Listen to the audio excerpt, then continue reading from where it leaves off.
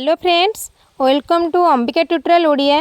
तो फ्रेंड्स, आपण माने समस्ते जानी सारी थिबे भारतर बहुत बड़ शिल्पपति तथा जहाकू शिल्परत्न बा भारत रत्न बोली कह जाए रतन टाटा आउ नाहांती।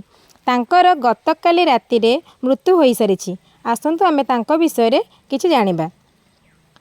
श्री रतन नाभल टाटा 1937 मसीहा डिसेम्बर 28 तारिख में मुंबई रे जन्मग्रहण करथिले।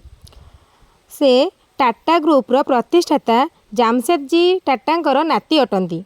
रतन को जेतेबेले 7 वर्ष और तांको सान भाई जिमी को 5 वर्ष होइथिला सेतेबेले तांको पिता मातांकर विच्छेद होइथिला।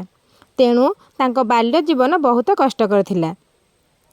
माँ चली जाबा परे दुई भाईंकर लालन पालन तांको जेजेमा नभजबाईंक द्वारा होइथिला।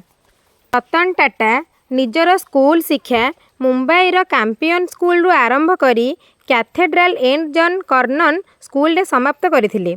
1962 से कर्नेल विश्वविद्यालय स्थापत्य कला स्नातक हासिल करथिले एवं 1975 रे हावार्ड विश्वविद्यालय एडवांस मैनेजमेंट रे स्नातकोत्तर हासिल करथिले।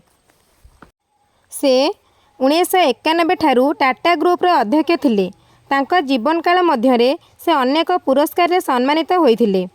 तो एबे आसंतु जानिबा रतन टाटा विषय आउ किछि कथा जहाँकि से काहेकि तांका जीवन काल मध्यरे मैरेज करनथिले। आसंतु जानिबा।